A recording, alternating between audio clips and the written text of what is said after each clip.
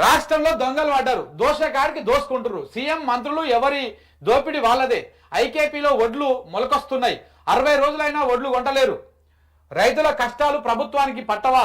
రైతులు దళారుల కాళ్ళు పట్టుకునే దుస్థితి వచ్చింది. చంద్రబాబు చేతిలో రేవంత్ ఓ కీలు బొమ్మ.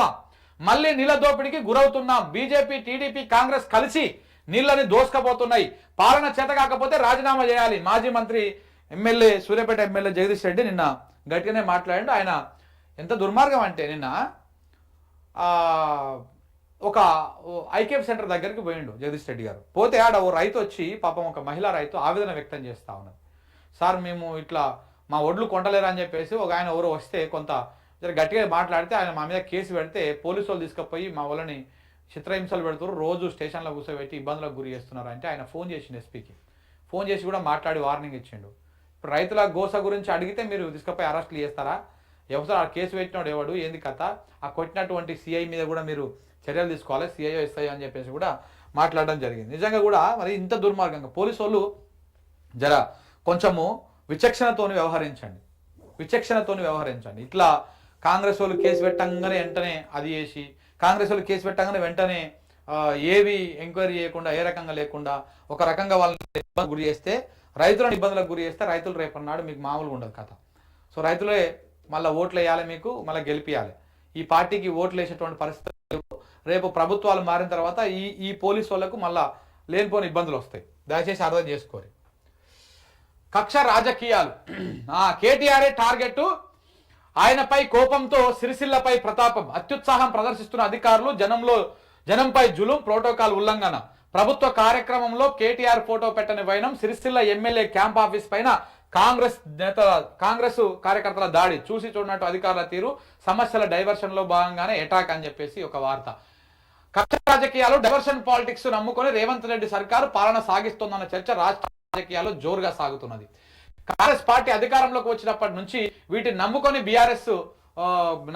బీఆర్ఎస్ ను టార్గెట్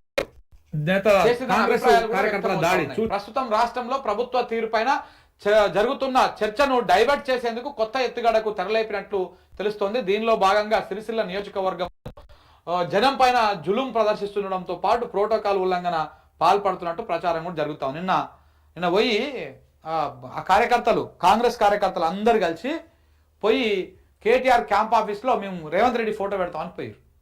మరి గతంలో కాంగ్రెస్ ఎమ్మెల్యేల ప్రతి నియోజకవర్గంలో కేసీఆర్ ఫోటో పెట్టిరా?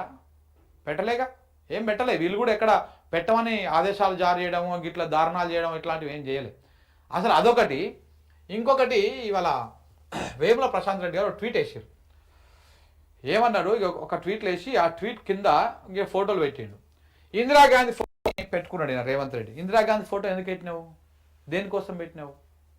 అది సరే, మాజీ ప్రధాని పెట్టినావు. మరి ఈడ మల్లికార్జున ఖర్గే ఫోటో పెట్టినావు, సోనియా గాంధీ ఫోటో పెట్టినావు, రాహుల్ గాంధీ ఫోటో పెట్టినావు. ఇది నీ పార్టీ ఆఫీసా? ఇది నీదేమన్నా ప్రభుత్వ ఆఫీస్ కదా, అది ప్రభుత్వ కార్యక్రమం కదా, ప్రభుత్వ కార్యాలయం కదా. నువ్వు అక్కడ పార్టీకి సంబంధించినటువంటి నాయకులు ఎట్లా ఫోటోలు పెడతావు? ఇది బట్టి విక్రమార్క గారి ఆఫీసు. ఇక్కడ మల్లికార్జున ఖర్గే ఫోటో ఉంటుంది, ఈడ సోనియా గాంధీ ఫోటో ఉంటుంది, ఈడ రాహుల్ గాంధీ ఫోటో ఉంటుంది. ఎవరు మీరు అసలు? ఎందుకుంటుంది మీ ఫోటోలు ఆడ? దేనికి ఉంటాయి? దీని మీద కూడా చర్చ పెట్టాలి కదా.